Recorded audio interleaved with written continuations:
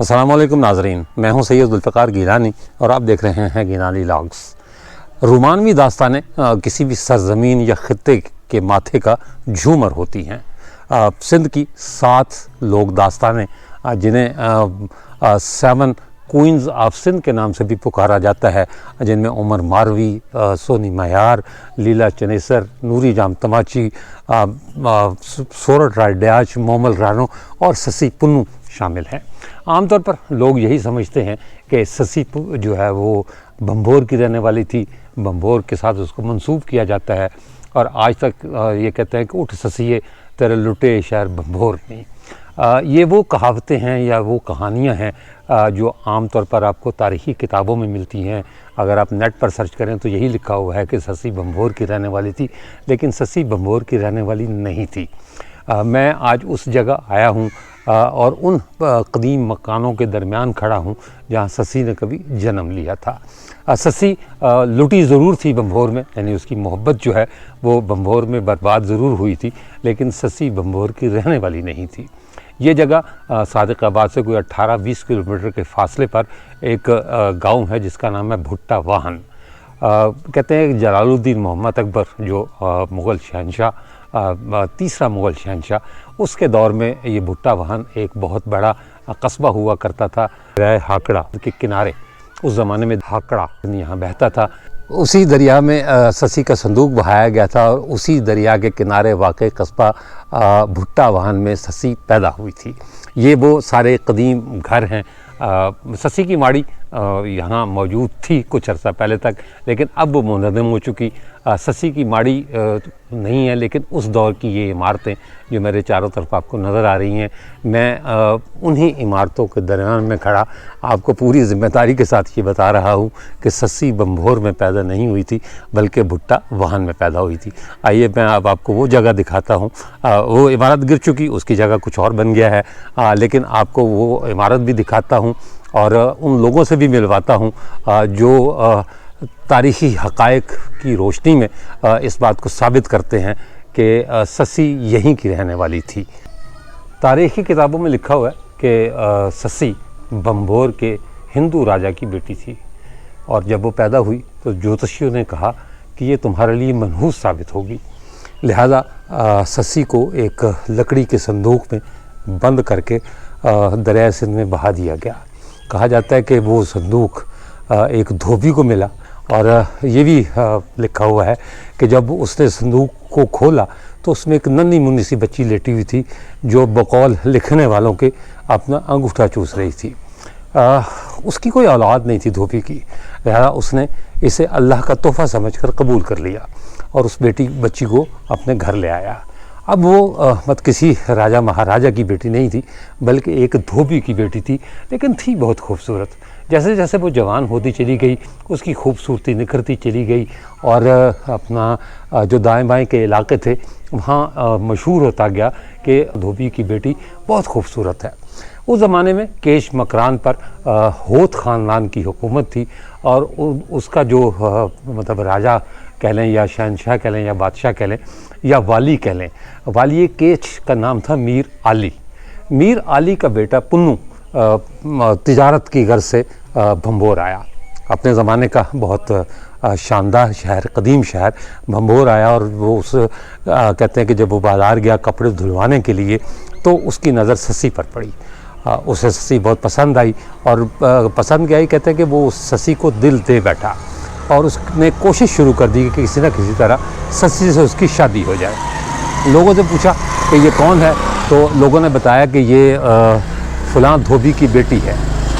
वो धोबी से मिला, उसने धोबी से ससी का रिश्ता मांगा और कहा यह जाता है कि धोबी ने शर्त लगाई कि ससी का तुम्हें रिश्ता उस सूरत में मिलेगा जब तुम भी धोबी बन जाओ।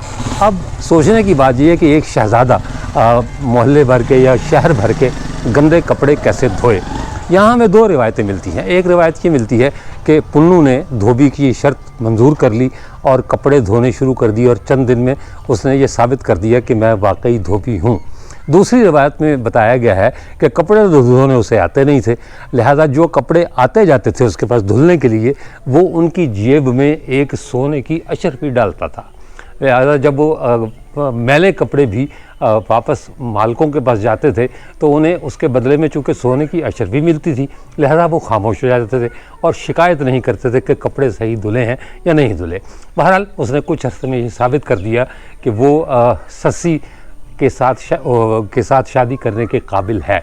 शादी हो गई और दोनों मियाँ बीवी की हैसियत से रहने लगे। उस ज़माने में कोई ऐसे जदीद ज़राए मवासलात तो थे नहीं कि फ़ौरी तौर पर ख़बर मिल जाती वाली केच को यानी मीर आली को कि उसके बेटे ने क्या जो है वो अपना गुण खिलाए हैं। तो लेकिन कुछ अरसे के बाद जब ये ख़बर केच पहुंची कि पुन्नू ने एक धोबी की लड़की से शादी कर ली है, तो मीर आली ने पुन्नू के भाइयों को भंभोर भेजा कि उसे किसी तरह सब समझा बुझाकर वापस ले आओ। वो भंभोर आए। उन्होंने कहा जाता ये है कि पहले तो सख्त नाराज़ी का इजहार किया, लेकिन जब पुन्नू किसी सूरत भी ससी को छोड़ने पर रजामंद ना हुआ तो उन्होंने कहा कि चलो ठीक है, हमें ये शादी मंजूर है, हम इसका जश्न मनाते हैं। उन्होंने वो जश्न मनाया, यानी पूरी रात को बैठ गए। उन्होंने शराब पी और पुन्नू को जानबूझकर इतनी शराब पिलाई कि वो मदहोश हो गया। कहा जाता है कि जब वो मदहोश हुआ तो उन्होंने उसे ऊँट पर डाला और केच की तरफ रवाना हो गए। वो तो केच चले गए और ससी सोती रह गई। ससी इंतज़ार करती रही, लेकिन सुबह जब वो उठी और उसे पता चला कि उसका शहज़ादा उससे छीना जा चुका है तो वो दीवाना वार पुन्नू पुन्नू पुकारती हुई केच की तरफ भागी। सहरा था, मतलब ज़ाहिर वीराने थे, जंगल थे, लेकिन उससे किसी भी चीज़ की परवाह किए बगैर केच की तरफ अपना सफ़र जारी रखा। रास्ते में वो लोगों से पूछती रही कि केच किस तरफ है। कहते कि इसी दौरान उसे रास्ते में गडरिया मिला। उस गडरिए से उसने पानी मांगा, ज़ाहिर प्यासी थी और अल्लाह जाने कितने अरसे से वो मतलब पैदल चल रही थी। गडरिए ने उसे पानी तो दिया, लेकिन कहा जाता है कि उसकी नीयत ख़राब हो गई ससी के हुस्न को देखकर। ससी को भी ज़ाहिर इस बात का अंदाज़ा था। ख़वातीन में अल्लाह ताला ने एक ऐसी हिस्स रखी हुई है जिसके बारे में कहा जाता है कि उन्हें मर्दों की नीयत का अंदाज़ा हो जाता है। वो वहाँ से भागी और उसने साथ ही अपने अल्लाह को पुकारा कि या अल्लाह मेरी इज़्ज़त बचा। और कहा यह जाता है कि ससी वहीं ज़िंदा ज़मीन में दफन हो गई। दूसरी तरफ ये ख़बर जब केच पहुंची तो केच का शहज़ादा यानी पुन्नू वो भी दीवानावार पुकारता हुआ भागा ससी ससी और उसी जगह पहुंचकर उसकी गडरिए से मुलाकात हुई। गडरिए ने उसे सारा किस्सा सुनाया कि इस तरह एक खूबसूरत लड़की पुन्नू पुन्नू पुकारती हुई आई थी और मेरी नीयत को ख़राब देखकर उसने अल्लाह ताला से दुआ की और अल्लाह ने उसकी दुआ को कबूल फरमाया और वो ज़मीन में समा गई। लिहाजा पुन्नू ने भी अल्लाह ताला से दुआ की कि या अल्लाह मुझे ससी से मिलवा दे, और वो भी उसी जगह जो अपना ज़मीन में गड़ गया जहाँ ससी पहले से मौजूद थी। इन दोनों की कब्रें मुश्तरका कब्रें हीर और रांझा की तरह या सोनी महिवाल की तरह मुश्तरका कब्र इनकी बलूचिस्तान में मौजूद है। और वादी आवारान की तरफ अगर जाएँ तो ससी पुन्नू की कब्र आपको नज़र आ जाएगी। आप वहाँ जा सकते हैं। आप भी मोहब्बत के मतवाले वहाँ जाते हैं, धागे बांधते हैं, मन्नतें मानते हैं, मुरादें पूरी हो जाएं तो फिर हाज़री की कसम भी खाते हैं, अहद व पैमान भी करते हैं। ये तो ससी का वो किस्सा है जो आपको तारीख़ की किताबों में मिलेगा। मैं ऐन उस मकाम पर खड़ा हूँ जहाँ ससी कभी पैदा हुई थी, यानी भुट्टा वाहन में। ये मेरे पीछे जो दीवार है, अब तो खैर ये नया मकान बन गया, लेकिन जो मेरे साथ जो लोग मौजूद हैं उनका मुकम्मल वसूख के साथ कहना है कि ससी की माड़ी या ससी का महल इसी जगह हुआ करता था। आइए उनसे पता करते हैं कि ससी थी कौन, किसकी बेटी थी और कौन से दरिया में उसे बहाया गया था जो यहाँ भुट्टा वाहन से यानी सादकाबाद के करीब से उसे बहाकर भंभोर ले गया। भुट्टा वाहन में ससी की माड़ी या ससी का महल या ससी का घर वो तो अब बाकी नहीं रहा, लेकिन उस दौर की इमारतें बहरहाल यहाँ मौजूद हैं। ये सामने जो स्क्रीन पर आपको नज़र आ रही है ऊंची माड़ी या महल, क्योंकि माड़ी सिंधी सराइकी और पंजाबी ज़बान में या पटवारी ज़बान में ऊंची हवेली या ऊंचे महल को कहा जाता था और कहा जाता है। तो ये ससी की माड़ी तो नहीं है, लेकिन उसी दौर की ये इमारत है जिस दौर में ससी पैदा हुई थी। सराइकी वसेब का जाना पहचाना नाम मलिक अयाज़ अहमद मेरे साथ मौजूद है भुट्टा वाहन में।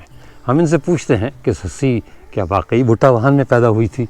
ये सीना बसीना चलने वाली दास्तान है या कोई तारीख़ी सबूत भी हैं इसके, क्योंकि सारी किताबों में ये लिखा हुआ है कि ससी भंभोर के राजा की बेटी थी। मलिक साहब, आप क्या कहते हैं कि ससी यहाँ पैदा हुई थी? ससी हम भी ये दास्तान सुनते आ रहे हैं कि सस्सी यहाँ भुट्टावान में पैदा हुई थी। अच्छा। और भुट्टावान का जो वह सरबराह था या सरदार था या वडेरा था, जो भुट्टावान की रियासत का जो हुक्मरान था, वो उसकी बेटी थी। तो जब उसको बेटी पैदा हुई तो उसने अपने को रमली को बुलाया कि इसकी रमल मार के दिखाएं, इसको भविष्य बताएं कि ये बड़ी होकर क्या बनेगी। तो उन्होंने जोशी ने उसको बताया कि ये किसी मुसलमान के इश्क में गिरफ्तार होगी। अच्छा। तो उन्होंने अपनी इज़्ज़त को बचाने के लिए कि उसको दरियाबुर्द करने का एक सामान बनाया। अच्छा। तो यकम चेत मंगल को सस्सी को यहाँ भुट्टावान के नज़दीक लुड़वानी, यहाँ से उन्होंने उसको दरियाबुर्द कराया। सस्सी भुट्टावान की पैदाइश थी, हम भी सिनेमा सुनते आ रहे हैं। उसके बाप का क्या नाम था? सुनने में आया है, कंफर्म नहीं, सुनने में आया आदम जाम सुनने में आया। हिंदू था? हिंदू था। अच्छा। और मतलब यही पेशगोई थी कि ये किसी मुसलमान के साथ शादी करेगी? बिल्कुल यही पेशगोई थी। अच्छा। उस फिर भुट्टा आपने कोई काम किया इस पर, इसको तलाश करने में कि इसका तारीखी माखज़ क्या है? तारीखी माखज़ तो कोई ख़ास नहीं है। तो बस हम क्योंकि तारीख के स्टूडेंट अभी काम शुरू किया हुआ है हम लोगों ने। अच्छा। तो इसी बात से मैं आपको सबूत देता हूँ कि ख्वाजा गुलाम फरीद बरसगीर के बहुत बड़े सूफी शायर हैं। जी। उन्होंने अपनी काफ़ी में सस्सी का जिक्र किया, शाह लतीफ़ ने भी लिखा और इसको मुख्तलिफ शोरा सूफी शोरा ने भी लिखा। उसकी काफ़ी ख्वाजा साहब के दीवान की काफ़ी नंबर 39, तो उसके शेर हैं जो पीड़ पुरानी बेशुम कीता नाल नानी तुम सावल यार, केच नो तड़सा जेतें जीसा जेवल वलसा काफिर थी सा गाल विच पायम प्रीत मुहार। उसको में भुट्टावान का भी तस्करा है। बट पिया भुटने मान सा जम्मा शहर भंभोर भी कूल निकम्मा केच हकीकी वतन यार। अच्छा। मतलब उन्होंने ये इस काफ़ी में इस बात को साबित किया है या कहा है कि वो भुट्टावान की थी, बम्बोर पहुंचेगी और केच का शहजादा उसे लेने आएगा। बिल्कुल साबित किया, ये हमारे पास सबूत है। और मुख्तलिफ सूफिया का कलाम है जिन्होंने बहुत कलाम लिखा है अपना सस्सी के ऊपर। उन्होंने ख्वाजा साहब ने भुट्टावान का हवाला भी दिया है, ये हमारे लिए बहुत बड़ी दलील है। अच्छा। चलें, सस्सी के साथ साथ मामला ये है कि ये जो लोग कहानियाँ होती हैं ना, ये लोग दास्तानें होती हैं, ये चलती तो सीना बसीना है। जैसे मोमल राणो, कुछ लोग कहते हैं कि मोमल राणो का वजूद था, कुछ लोग कहते हैं नहीं था। उमर बारवी थी, नहीं थी। हीर रांझा था, नहीं था। हम इन्हें तारीख में तलाश करने की कोशिश करते हैं। ये किस दौर की बात है अंदाज़न? शहंशाह अकबर से पहले की बात है। गालबन मोहम्मद बिन कासिम जब आया था यहाँ, उसने हमला किया था किला सरवई, और यहाँ भुट्टावान के लोग कहते हैं कि यहाँ भुट्टावान की रियासत थी, उसका वाली था आदम जाम जो सस्सी का बाप था। इसकी फोर्सेज वहाँ गई तो इसको भुट्टावान की फोर्सेज को वहाँ शिकस्त हुई। सरवई का हुक्मरान मुसलमान था? नहीं, हिंदू था। ये भी हिंदू था। अच्छा। सरवई जो है वो तो मोहम्मद बिन कासिम ने उस पर कब्जा कर लिया था। लड़ाई हुई थी, वहाँ लोग भी फौत हुए थे। लोग कहते हैं ये चीज़ें चल रही हैं। अच्छा। ये सारी सुनी सुनाई बात है। अच्छा। आप सस्सी को भुट्टावान की सिर्फ जो है वो सूफी शोहरा जो हैं हमारे, उनकी वजह से ये साबित करना चाहते हैं कि सस्सी यहाँ की थी? जी बिल्कुल। अब और कोई चीज़ नहीं है, बाकी तारीखी किताबों में लिखा हुआ है जिसमें ऐन अकबरी के मुताबिक सस्सी यहाँ भुट्टावान की थी। और उसको जो लिखने वाले थे ऐन अकबरी जो किताब जिन्होंने लिखी थी, अबुल फजल और फैज़ी गुलाम मुबारक के बेटे थे, उनका ताल्लुक भुट्टावान था। मसला ये है कि अबुल फजल और फैज़ी दोनों आगरे में पैदा हुए थे तारीख के मुताबिक। तारीख ये कहती है, हमारी तारीख ये कहती है। जब हम आपको जो हमारी तारीख कुतुब हैं हम उससे साबित कर सकते हैं कि अबुल फजल और फैज़ी यहाँ भुट्टावान के थे और मुल्ला मुबारक के बेटे थे। और मुल्ला मुबारक यहाँ क्या थे? मुल्ला मुबारक वहाँ आलमदीन थे, यहाँ भुट्टावान के। हाँ। आप सस्सी के साथ साथ अबुल फजल और फैज़ी को भी भुट्टावान ले आए हैं। और कोई किरदार जो लाने वाला हो उसका नाम मुझे बता दें। लाने वाला और कोई नहीं, ये हमारी कुतुब में है। उसके साथ साथ जब लोग सस्सी का पूछते हैं भाई और कोई कौन से लोग हैं भुट्टावान के मशहूर हैं, हम कहते हैं अबुल फजल और फैज़ी यहाँ के। और तारीख ये कहती है कि दोनों आगरे में पैदा हुए थे। पर शायद तारीख कहती होगी, हमने भी ये सुना है और हमारी कुतुब में भी यही है।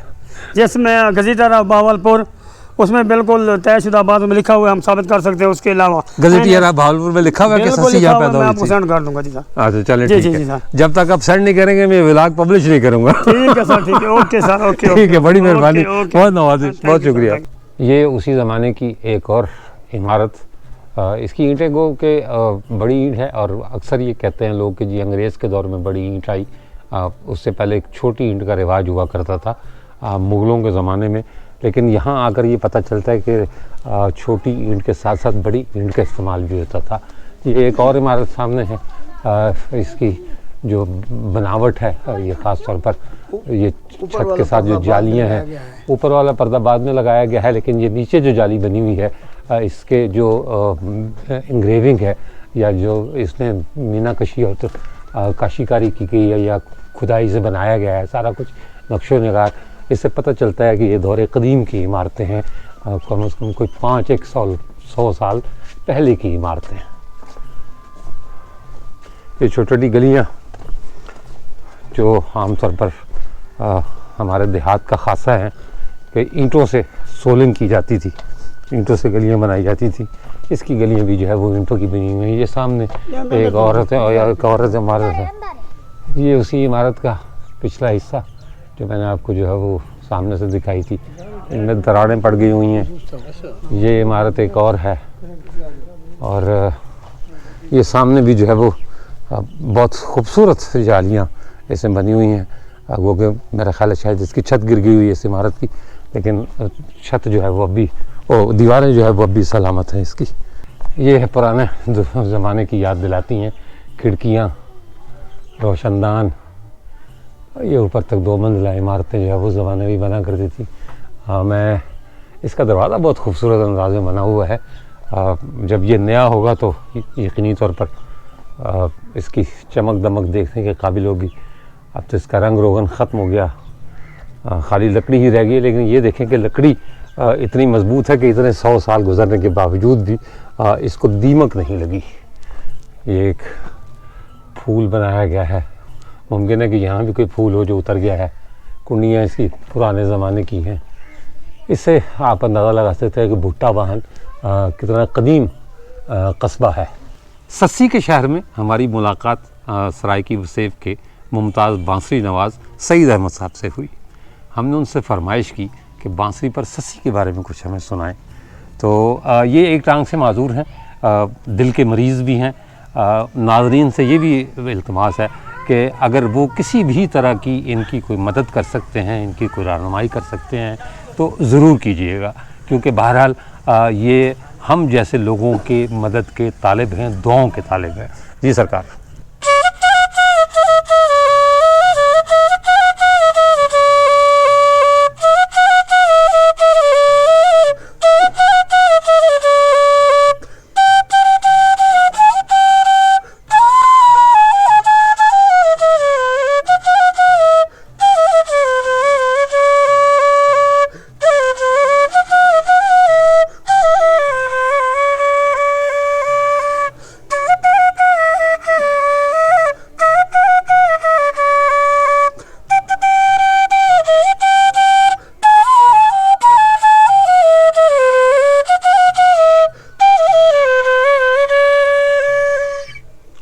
क्या सुनाया आपने बांसुरी पर हमें? ये सर सुनाए पिछली राती दर्दा मारी रोंदी ते कुरलांदी थल्ला दे विच रुलदी फिरदी सिर विच मिट्टियां पांदी वे आखे वाह बलोचा वे बेपरवाह बलोचा। वाह क्या बात है जी, बहुत शुक्रिया सईद साहब आपका। सस्सी के दौर की एक इमारत नहायत शानदार बनी हुई है, यानी मुग़ल शहंशाह जलालुद्दीन मोहम्मद अकबर का अहद आप कह सकते हैं कि 16वीं सदी की ये इमारत है। बहुत खूबसूरत इमारत बनी हुई है, ये जाली ऊपर लगी हुई है और कहते हैं कि ये मार्केट हुआ करती थी, मतलब नीचे ये दुकानें थी। ये पुराने ज़माने का जिसमें चिराग रखे जाते थे गली को रोशन रखने के लिए, ये दरवाज़ा था। कुछ ईंटें लगाकर इसको बंद कर दिया गया है, लेकिन चौखट पर बने हुए नक्शो निगार मैं ये करीब से आपको दिखाता हूँ। ये खूबसूरत नक्शो निगार बने हुए हैं। ये सस्सी का गाँव है।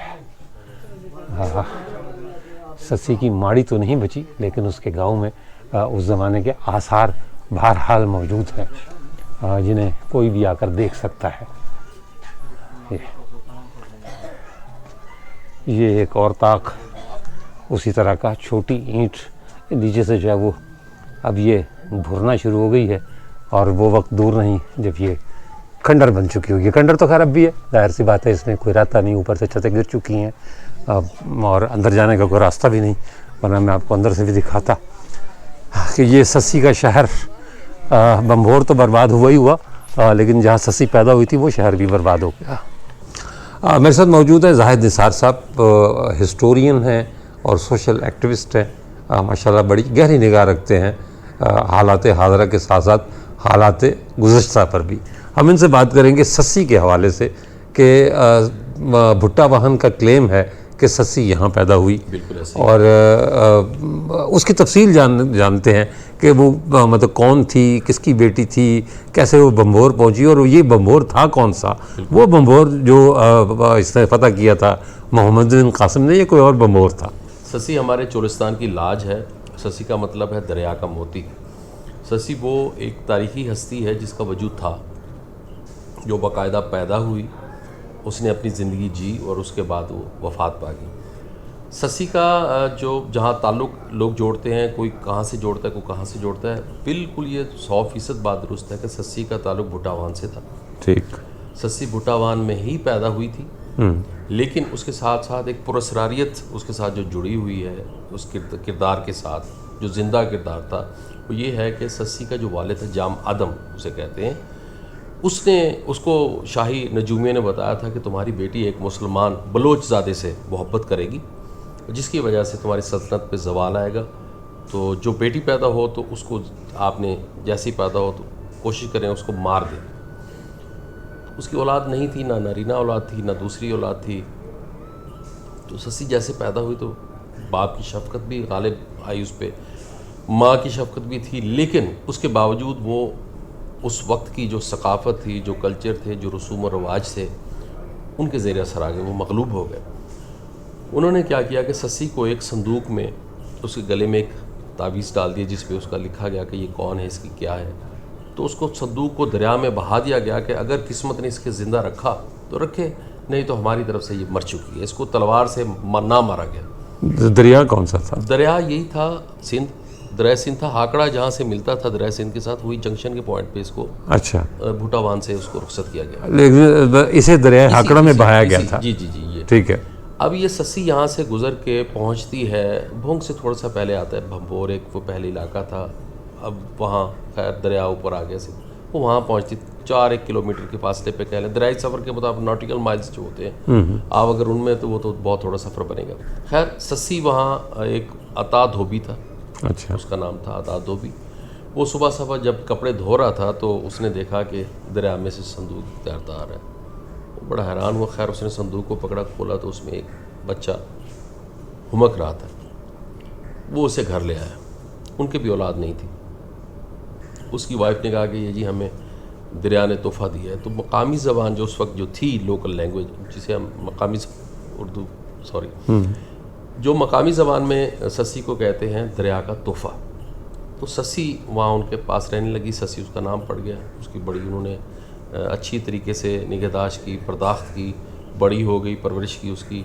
तो वो बाहर निशानाबाज बन गई अपने वक्त की। अच्छा, तो उसके बाद ये हुआ कि जब वो 16 साल की थी तो उसी के वालिद जाम आदम साहब, जिसकी कोई औलाद नहीं थी, उसी ने उसको जब चर्चे पहुँचे ससी के हुस्न के, ससी के जमाल के और ससी की बहादुरी के चर्चे पहुँचे कि ऐसी एक धोबी की लड़की है जो इतनी हसीन है और जो इतनी बाकमाल है, जिसको इल्म भी है और जिसको शऊर भी है और जो बड़ी बड़ी बातें करती है, तो क्यों ना इसको मैं अपनी रानी बना दूँ, क्योंकि उस वक्त उसकी भी औलाद नहीं हुई थी। खैर कितनी शादियाँ कर चुका था वो? 4।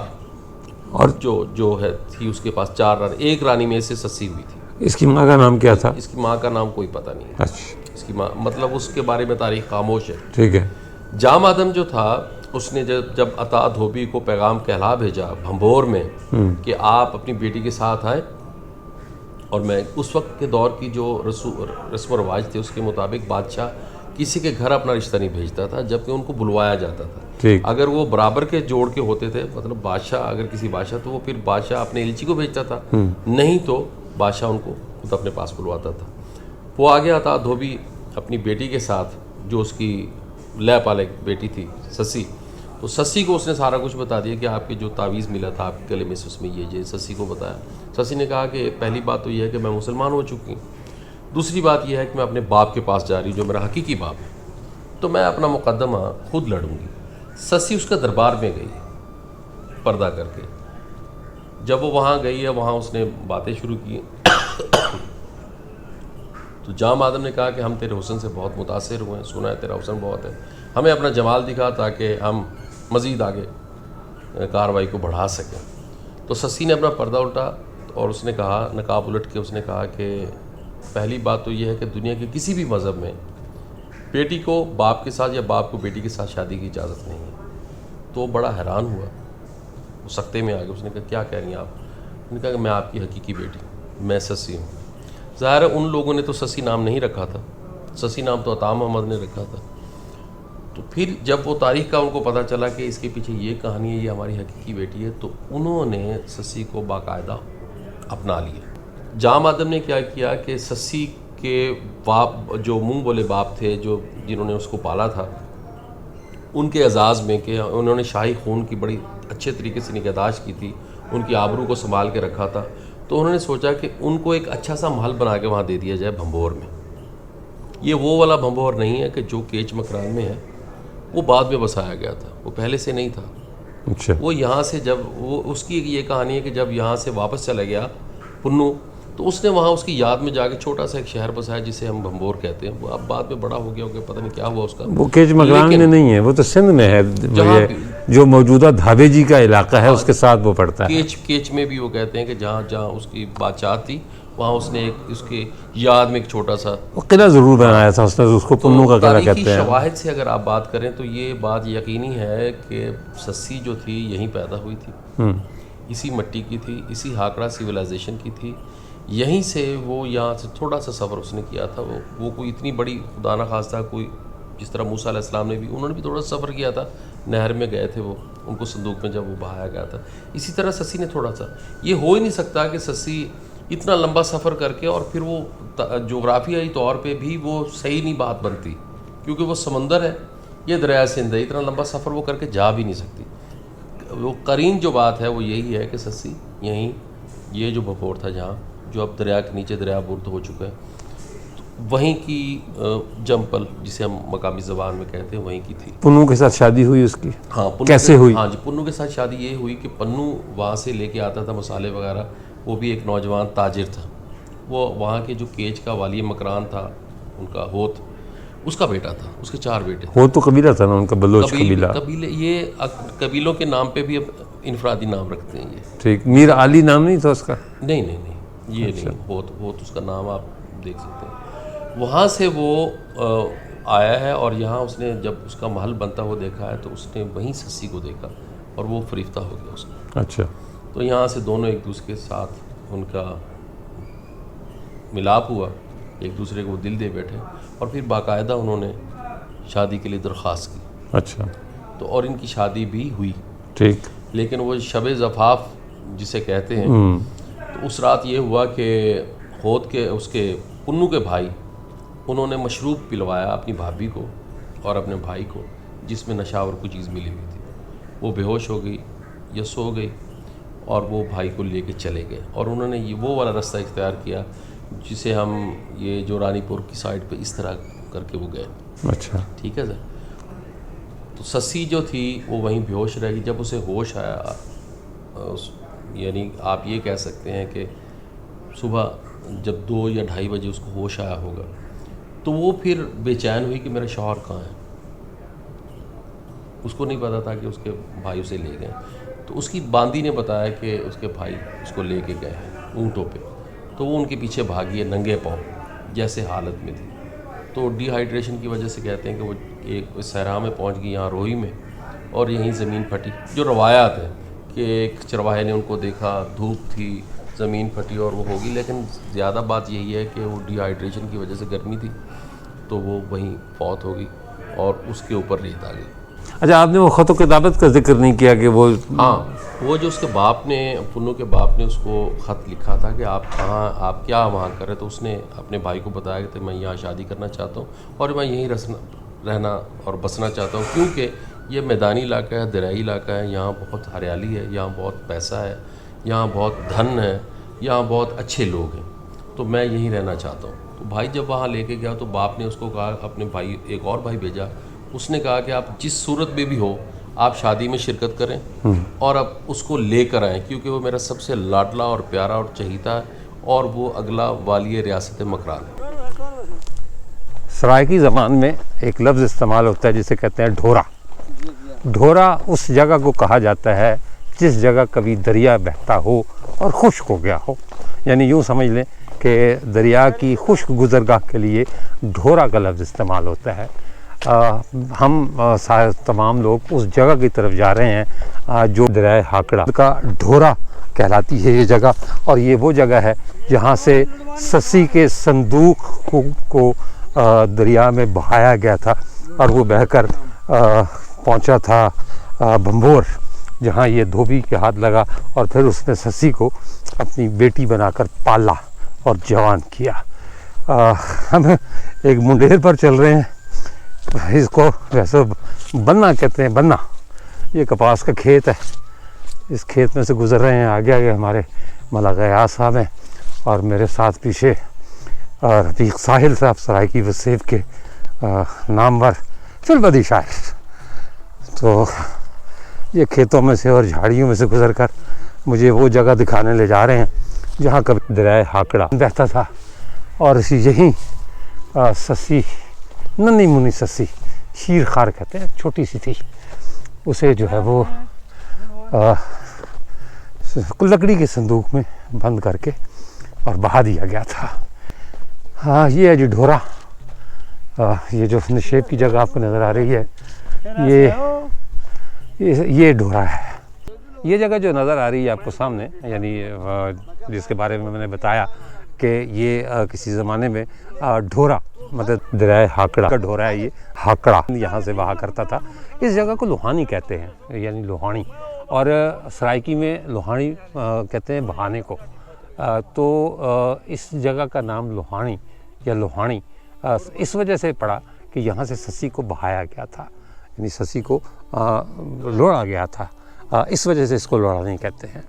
मेरे साथ हैं रफ़ीक साहिल साहब, सराइकी वसेब के नामवर फिल्मदी शायर, और भुट्टा वाहन इनका आबाई गांव है, कस्बा है।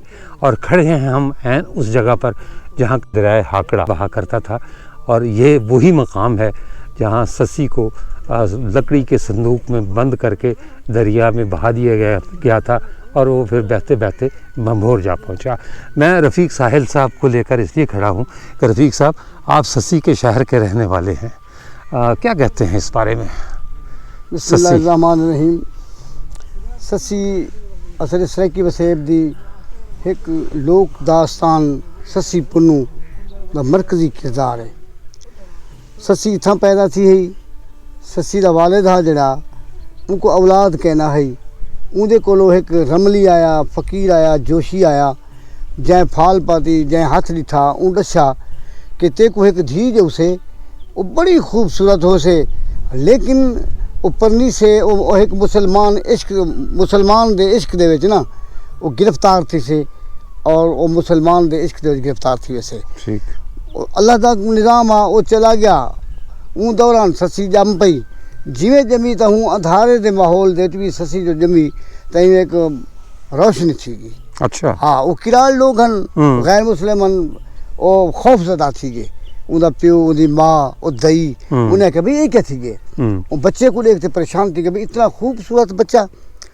उन्हें बल आपस में मशवरे करना शुरू किए भाई को मार दो, अच्छा कत्ल कर दो। लेकिन ससी की माँ रोवन लग गई कि मेरी बेटी है, अल्लाह ने कई साल बाद सगु दी है। उनका प्यो आखन लगा कि मुसलमान दे इसके गिरफ्तार थी कि मैं बादशाह इलाके का मोअज़्ज़िज़ हाँ, मेरी जगह सही थी से बेइज्जती थी से।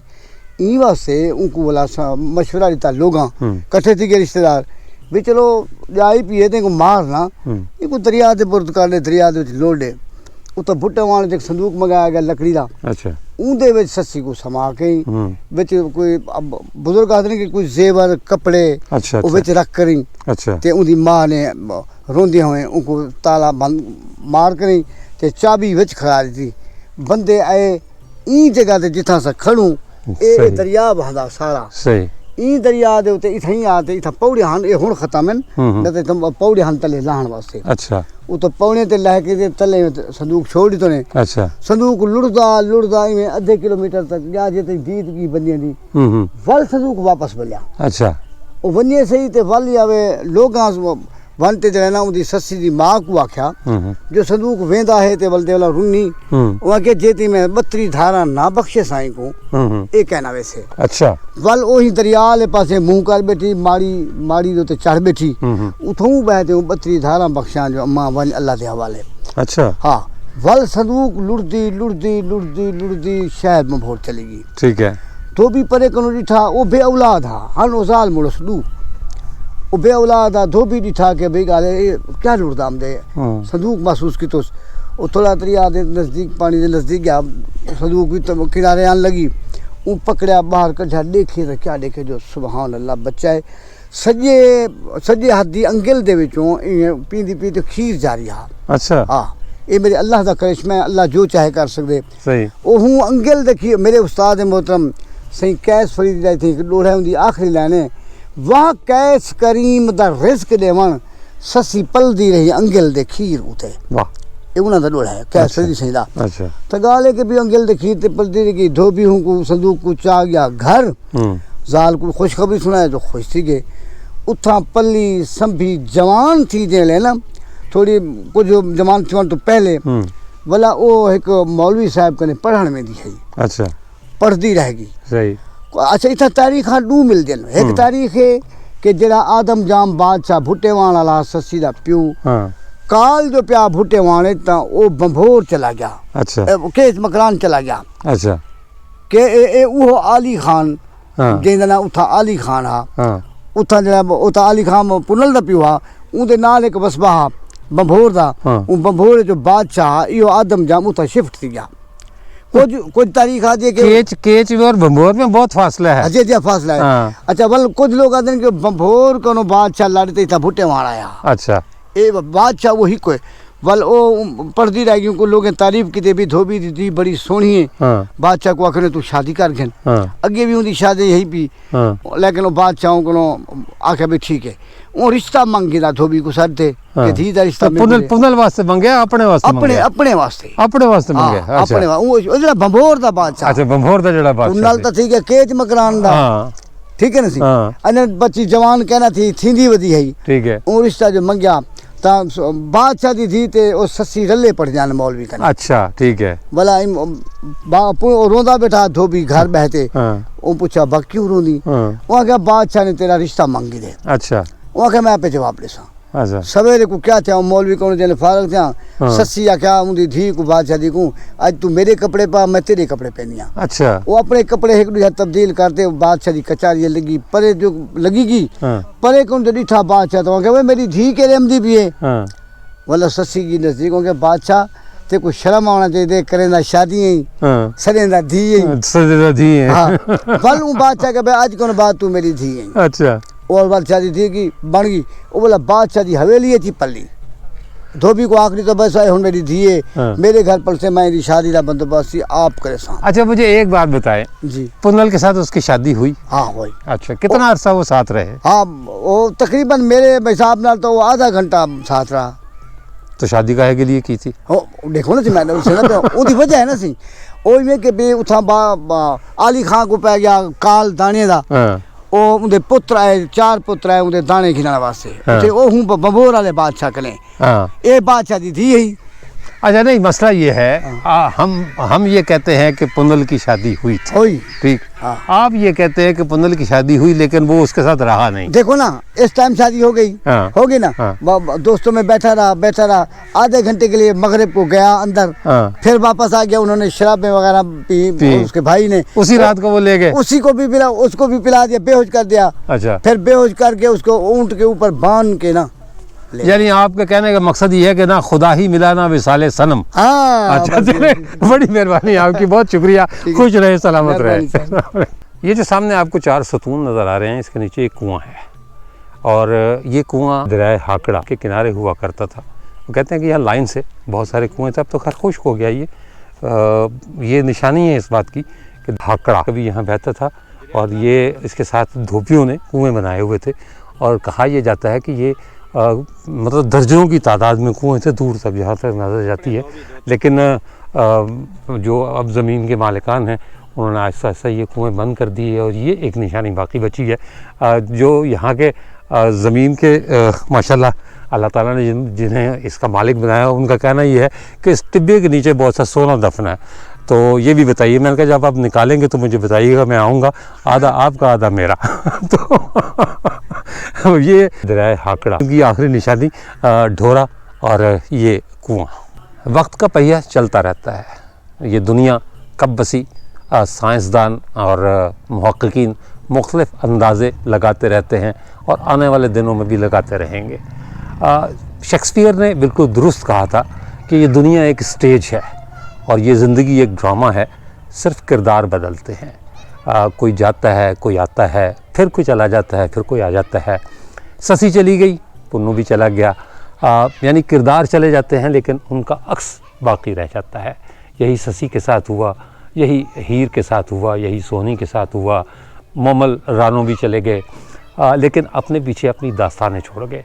बहुत कम लोग अल्लाह ताला ने ऐसे पैदा किए इस दुनिया में जो अब जाते हुए पीछे अपनी दास्तानें या अपने नाम छोड़ जाते हैं। ससी फ़र्ज़ी किरदार था या असल किरदार था, बम्बोर में पैदा हुई या भुट्टा वाहन में पैदा हुई, लेकिन ये तय है कि जब तक मोहब्बत रहेगी तब तक ससी और पुन्नू का नाम रहेगा। इसके साथ ही इजाज़त दीजिए, इंशाअल्लाह ताला अगले व्लॉग में दोबारा मुलाकात होगी। तब तक के लिए अल्लाह हाफ़िज़।